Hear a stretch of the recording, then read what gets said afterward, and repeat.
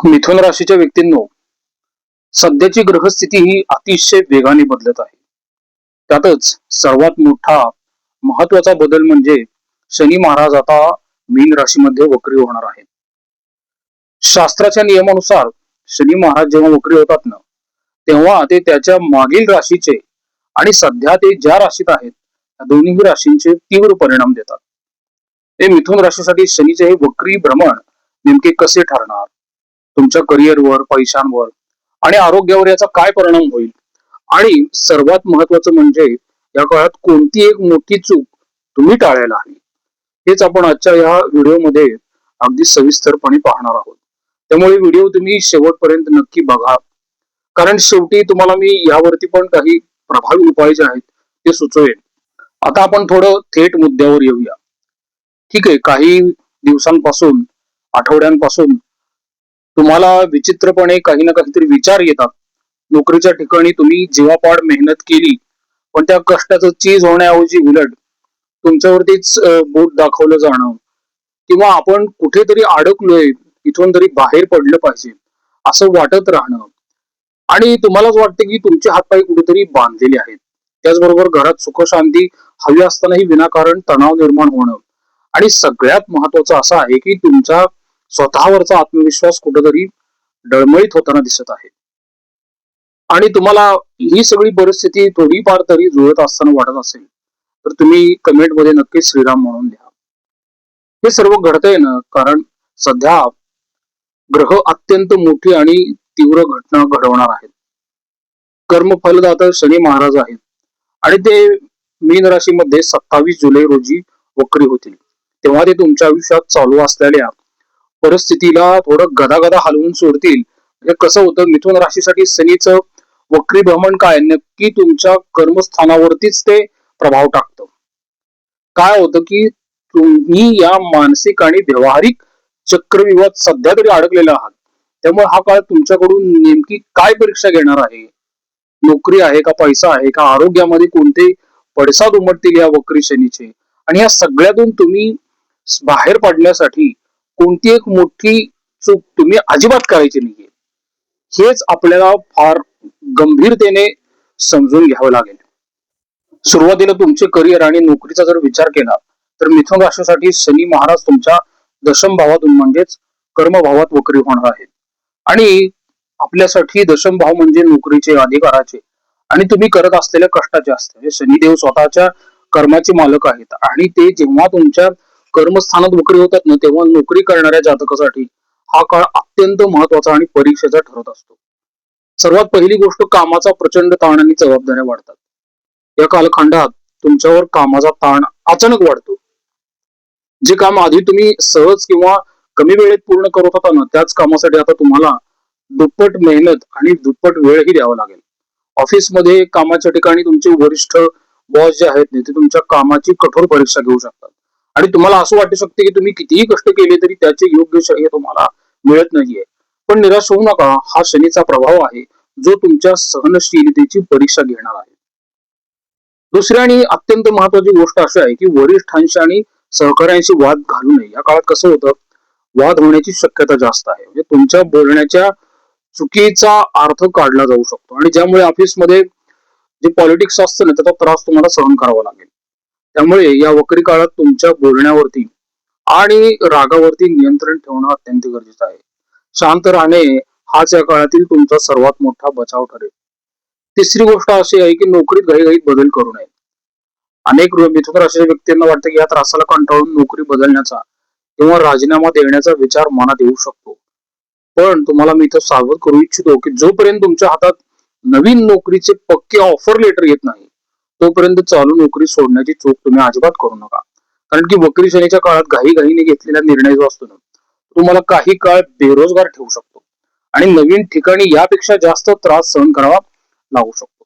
थोडक्यात सांगायचं तर काय, नोकरीच्या बाबतीत हा काळ जैसे थे परिस्थिती ठेवण्याचा आणि फक्त आपल्या कामावर लक्ष केंद्रित करण्याचा आहे. नवीन जबाबदाऱ्या तर टाळायचं नाहीत, उलट त्या आत्मविश्वासाने पूर्ण करायच्या आहेत. व्यवसाय आणि आर्थिक स्थितीचा जर आपण विचार केला की नाही, तर इथं सुद्धा परिस्थिती संमिश्रच असणार आहे.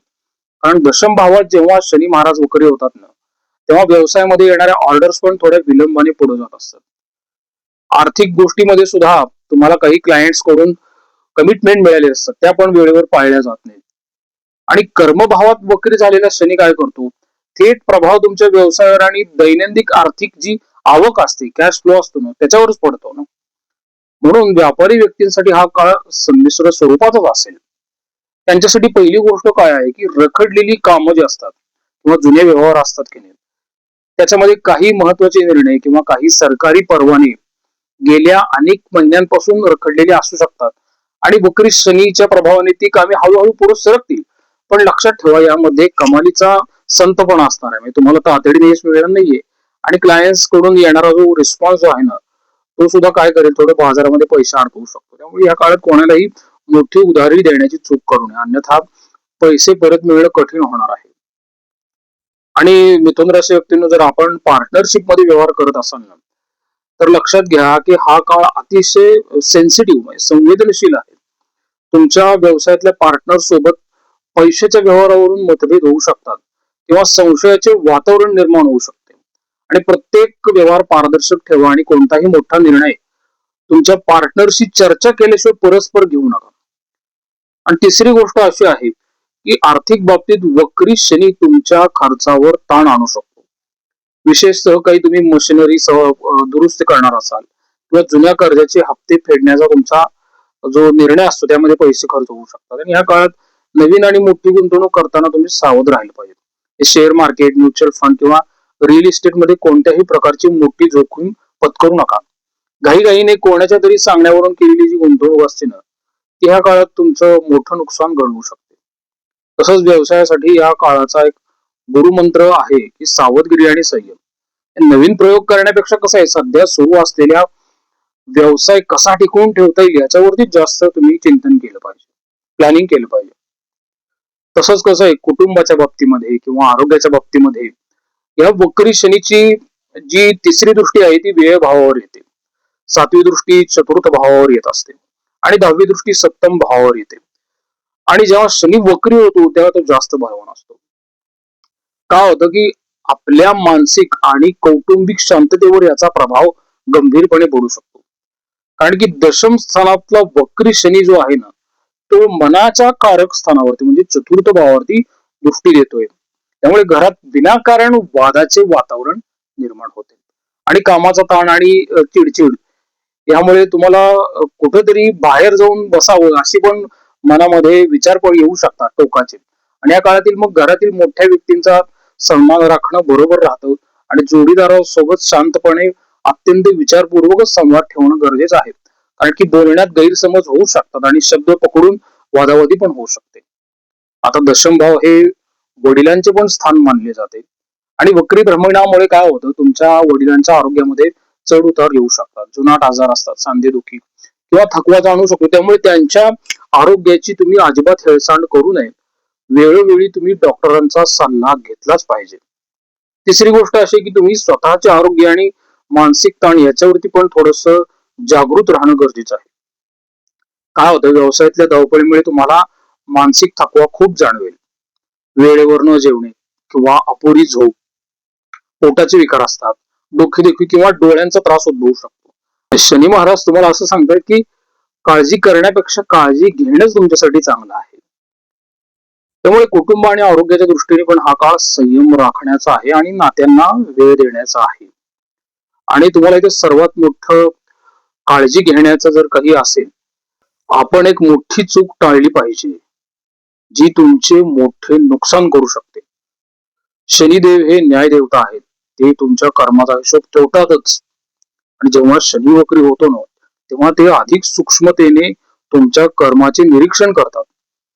त्यामुळे तुम्हाला सर्वात मोठा काळजी घेण्याचा भाग म्हणजे काय आहे, कोणत्याही प्रकारचा शॉर्टकट वापरण्याची चूक अजिबात करू नका. कुठल्याही क्षेत्रामध्ये, नोकरीमध्ये सहकार्याला मागे टाकण्यासाठी राजकारण करणे असो, व्यवसायात जास्त नफा मिळवण्याची चूक असो किंवा काहीतरी टॅक्स वाचवण्यासाठी काहीतरी चुकीचे मार्ग पत्कारणे, बेकायदेशीर मार्गाला जाणे, ह्या काळामध्ये ह्या गोष्टी टाळल्या पाहिजेत. छोटीशी केलेली चूक जी आहे ना, ती उघडकीस येऊन फार मोठं स्वरूप धारण करू शकते. मग त्यामुळे तुमची सामाजिक प्रतिष्ठा, तुमची नोकरी किंवा तुमचे कोर्ट कचेरीचे व्यवहार यात मोठे संकट उभा करू शकते. या काळात कोणाचाही अपमान तर करायचा नाहीये बरं का. विशेषतः तुमच्या हाताखाली काम करणारे जे मजूर असतात, नोकर असतात किंवा समाजातील गरजू व्यक्ती असतात आणि तुम्ही त्यांना त्रास दिला तर शनिदेवाचा त्रास तुम्हाला सहन करावा लागेल. त्यामुळे हा काळ केवळ प्रामाणिकपणे कष्ट करण्याचा आहे. फळाची अपेक्षा लगेच करू नका, कारण शनिदेव तुमच्या संयमाची परीक्षा घेत आहेत. आणि जर तुम्ही प्रामाणिक राहिला तर शनिदेव तुम्हाला असं फळ देतील की जे तुमच्या कल्पनेमध्ये पण नव्हतं, कल्पनेच्या पलीकडे होतं. तर वक्री शनीचा हा दाह कमी करण्यासाठी, नोकरी व्यवसायातील अडचणी कमी होण्यासाठी, त्याचा शुभ आशीर्वाद मिळावा शनीचा हे फार महत्वाचं आहे. त्यामुळं शास्त्रामध्ये काही उपाय जे आहेत ना ते सांगितलेले आहेत, पण त्यासाठी श्रद्धा आणि सबुरी दोन्ही महत्वाचे असतात. त्याच्यामध्ये हनुमान चालिसेचं पठण सांगितलेलं आहे. ज्या व्यक्ती हनुमान चालिसेचं पठण नियमितपणे करतात आणि त्याचबरोबर जे काही दर शनिवारी किंवा दररोज थोडं तरी अन्नदान करतात ना, त्यावेळेस मात्र शनी तुमच्या बाजूनेच उभा असतो. आणि काय आहे, शनिवारी हनुमानजींना बर का मोहरीचे तेल अर्पण करणे पण फायदेशीर ठरत असते. तिळाचे तेलाचे दान करणं पण फार तुमच्यासाठी लाभदायक ठरतं. तुम्ही दररोज सकाळी रामदास स्वामींनी सुचवलेलं भीमरूपी महारुद्र हे जे मारुती स्तोत्र आहे हे पण म्हणू शकता. यातून सुद्धा शनीचा दाह कमी होत राहतो आणि योग्य वेळी तुम्हाला काय निर्णय घ्यायचे याची बुद्धी पण सुचत राहत असते. शनीचे प्रभाव हे अशुभ असतात, ते खरं तर आत्मबळ वाढवण्यासाठी आलेले असतात. आणि ह्याच्यामध्ये कर्माचा पण उपाय तेवढाच महत्वाचा आहे. कसं आहे, शनी हे कष्टाचे आणि मजुरांचे कारक आहेत बरं का. त्यामुळे तुमच्या हाताखाली काम करणाऱ्या कामगारांना, नोकरांना किंवा कोणत्याही गरीब गरजू व्यक्तीला शनिवारी तुम्ही कपडे, चप्पल किंवा अन्नाचे दान करा. कोणालाही रिकाम्या हाताने परत पाठवू नये. तुम्ही गरीब किंवा असह्य लोकांना जितकी मदत कराल ना, तितके शनिदेव तुमच्यावर प्रसन्न होतील. हे अत्यंत साधे उपाय आहेत, पण यांचा प्रभाव सूक्ष्म स्तरावरती काम करतो, जो कधी आपल्याला जाणवत नाही. आणि कधी कधी आयुष्यात अचानकपणे सकारात्मक गोष्टी घडतात अशा खराब असलेल्या गोचरीमधून सुद्धा आपल्याला वाटतं की कुठंतरी आपलं पुण्याई जी आहे आपली, आपल्या वाडवडिलांची कामाला आली, त्याच्या मागचं हेच कारण असतं. त्यामुळे नेहमी अन्नदान किंवा इतरांबद्दल चांगले विचार करणं, कोणताही राग, द्वेष, मत्सर मनामध्ये न ठेवता प्रामाणिकपणे तुम्ही मारुतीची उपासना करा, शनी महाराजांची उपासना करा आणि प्रार्थना करत राहा आणि इतरांबद्दल नेहमी चांगले विचार करत राहा. त्यातून शनी जो आहे ना तो तुम्हाला नेहमी कोणत्याही अडचणीतून बाहेर काढण्यासाठी बुद्धी देत राहील आणि आपला भोग जो आहे ना तोही सुसह्य होईल. प्रसाद कुलकर्णी, पंढरपूर. श्रीराम.